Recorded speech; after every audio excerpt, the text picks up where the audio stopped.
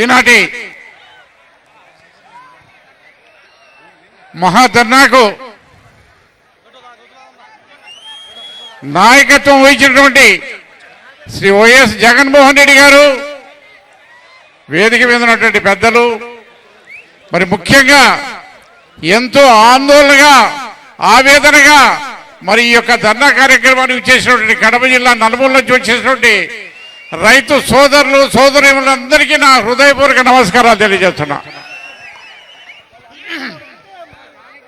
మీరు నాకు తెలుసు ఎప్పుడెప్పుడు జగన్మోహన్ రెడ్డి గారు మాట్లాడాలని చూస్తున్నారని చెప్పి మాట్లాడితే ఏం మీకు సహించదు. కేవలం 2-3 మాటలతో మనం ఇది చేస్తున్నాం. మన డిమాండ్స్ మీదనే మనం మాట్లాడుతున్నాం తప్పక వేరే లేదు.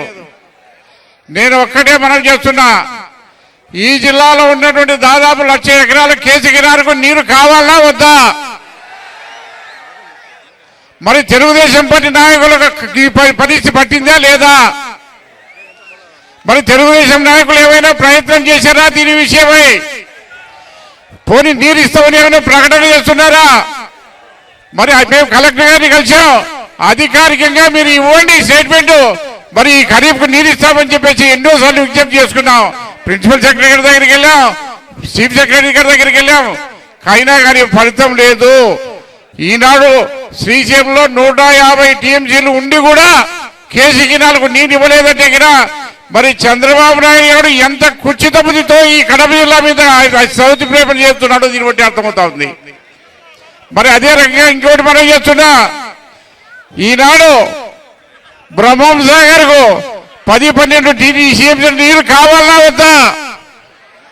మరి ఈనాడు తెలుగుదేశం పార్టీ నాయకులు ఉన్నారు జిల్లాలో, కేవలం వాళ్ళు కాంట్రాక్టుల కోసమే పట్టుబడుతుంటారు తప్పగా రైతుల సంక్షేమాన్ని గురించి ఎవరూ పట్టించుకోవడం లేదు అసలు. మరి ఎందుకని మీరు చేసుకో, తెలుగుదేశం పార్టీ నాయకులు ఇంతమంది ఉన్నారు, ఖచ్చితంగా ముఖ్యమంత్రి దగ్గరికి వెళ్ళండి, కేసీకి నీరు ఇవ్వండి అని చెప్పేసి చేయాల్సినటువంటి బాధ్యత ఈ రోజు నాయకులకు, తెలుగుదేశం పార్టీ నాయకులకు ఉంది. మరి తెలుగుదేశం పార్టీ నాయకులు ఒకటే పట్టింది, నీరు అవసరం లే వాళ్ళకు వచ్చే నీరు చెట్టు కావాలా.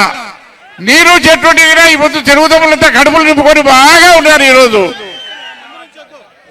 కాబట్టి నేను మనం చేసేది ఒకటే. అదే రకంగా ఇంకోటి, గండికోటకు మనకు నీరు ఇవ్వాలని చెప్పేసి ప్రతి దఫా 13 సార్లు ముఖ్యమంత్రి ఈ జిల్లాకు వచ్చాడు.